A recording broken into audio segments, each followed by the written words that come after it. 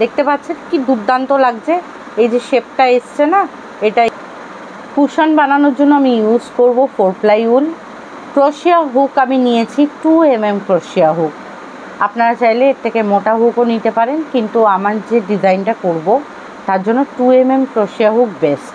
এটা 5 mm, এটা একটু মোটা, যেটা দিয়ে আমি ব্ল্যাঙ্কেট রেডি করেছিলাম।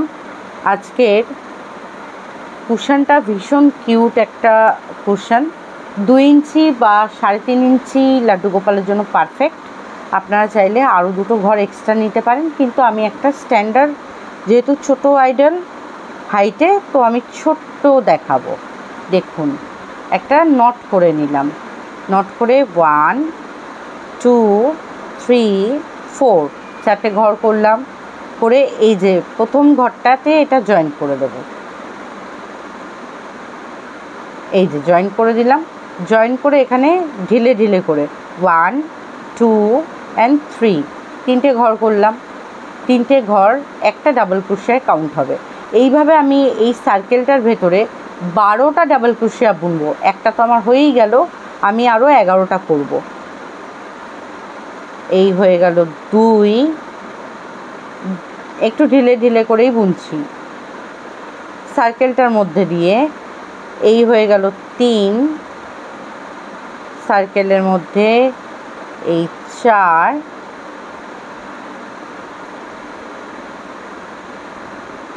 5 6 7 ডাবল ক্রোশিয়া হচ্ছে কিন্তু 8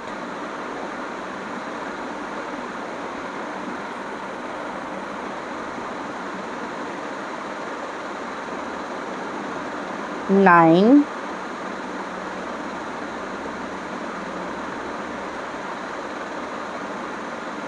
10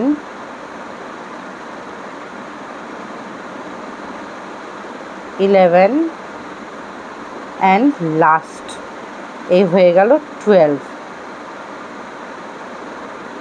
ঠিক আছে, এইবার যে এই যে তিনটে চেন নিয়েছিলাম না প্রথমে 1 2 3, এই তিনটে চেনের মধ্যে আমি একদম উপরের চেনটা, মানে তিনটে ঘরের একদম উপরের ঘরটায়, এটাকে আমি জয়েন করে দেব।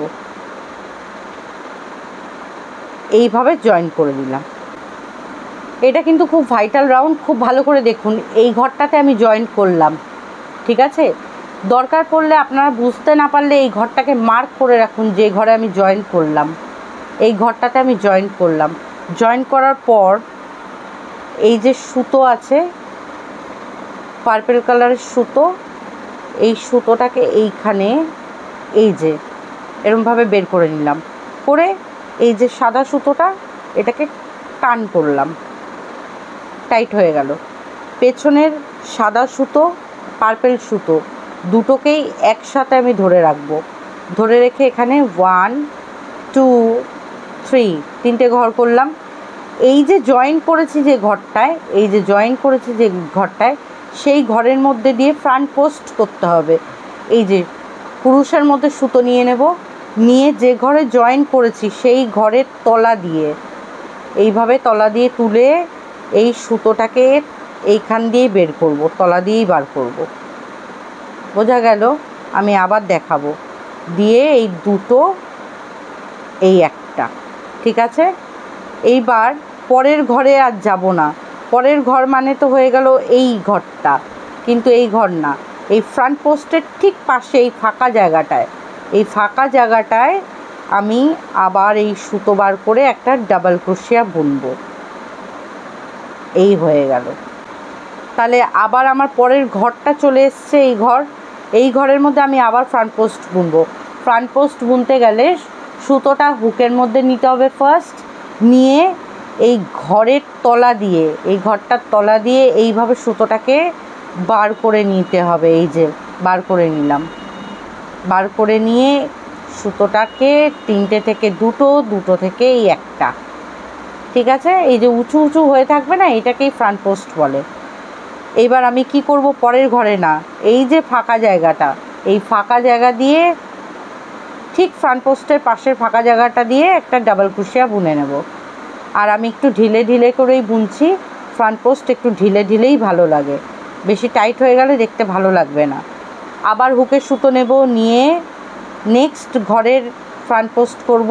এই যে ঘরের তলা দিয়ে হুকটাকে বার করলাম, করে সুতো নিয়ে 3টে ঘর রইল, 3টে থেকে আমি দুটো থেকে আমি একটা, ফ্রন্ট পোস্টের পাশের ঘরে ফাঁকা জায়গাটা দিয়ে আবার একটা ডাবল ক্রোশিয়া, এই যে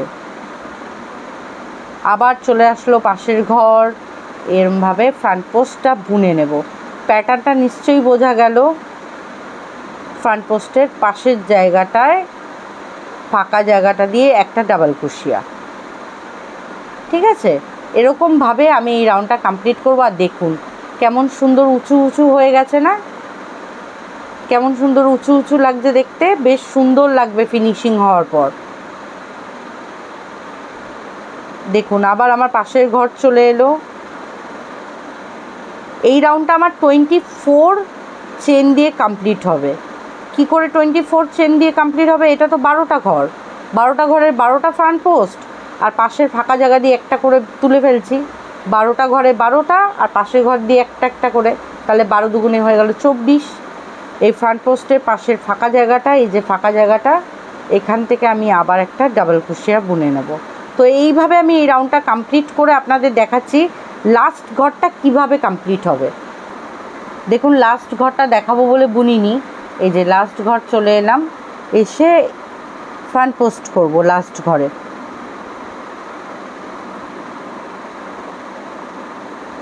ফ্রন্ট পোস্টের পরে তো আমরা একটা করে বুনি ঘর, কিন্তু এখানে বুনবো না। তার কারণ হলো প্যাটার্নটা দেখুন, এই দেখুন স্টার্ট করেছিলাম 3টে চেন দিয়ে, তারপর করলাম ফ্রন্ট পোস্ট, তাই তো। এন্ডিং হলো দেখুন ফ্রন্ট পোস্ট, এই দেখুন chain, front post, chain, front post, chain, front post, এইভাবে এটাকে রাউন্ড অ্যান্ড রাউন্ড হয়ে গেল। তো এটাকে জয়েন করে দেব। এই 3টে চেন নিয়েছিলাম, প্রথমের যে উপরের মাথার যে ঘরটা, সেই ঘরের মধ্যে নিয়ে এই দেখুন জয়েন করে দেব।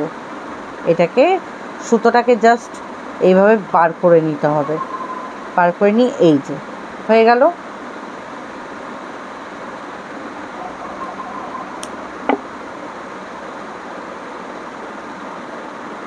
দেখুন এরকম আপনাকে আরও একটা বানিয়ে নিতে হবে।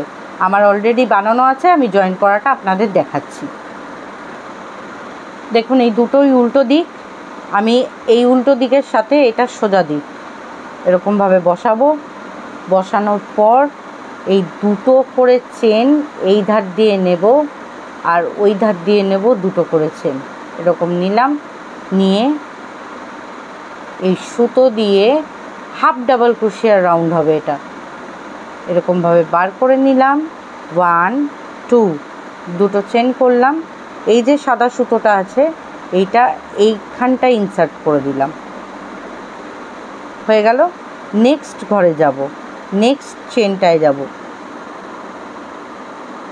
দুটো করে সুতো নেব এইখানে, দুটো করে ঘর নেব এই ধারে, নিয়ে এই যে বার করলাম, 3টে ঘর হয়ে গেল, 3টেকে আমি একটা করে দেব,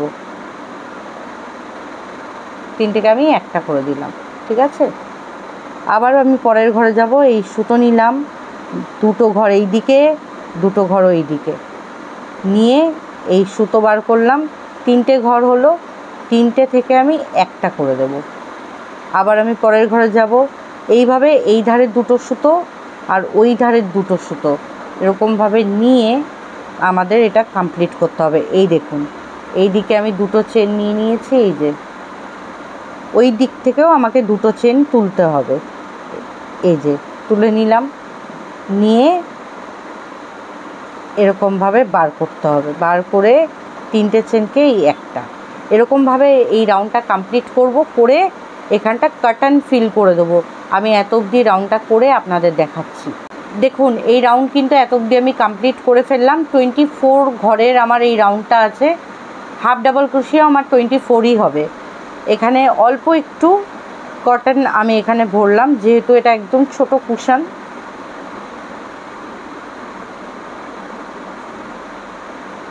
খুব একটা বেশি কটন ভরবেন না, তাহলে আবার এখানটা উঁচু হয়ে থাকবে।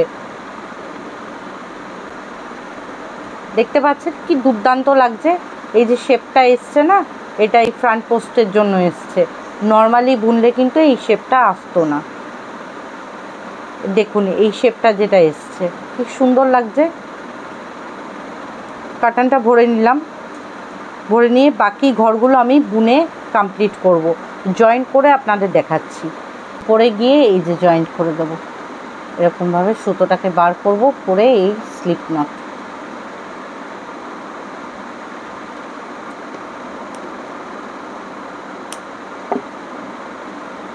হয়ে গেল কাটা।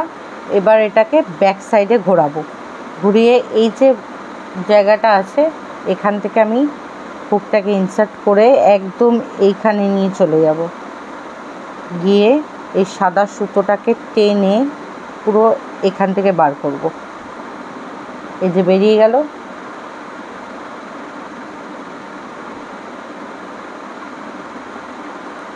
এবার এখানে এটাকে এইভাবে কাট করে দেব। দেখতে পাচ্ছেন কি সুন্দর হয়েছে পিলোটা।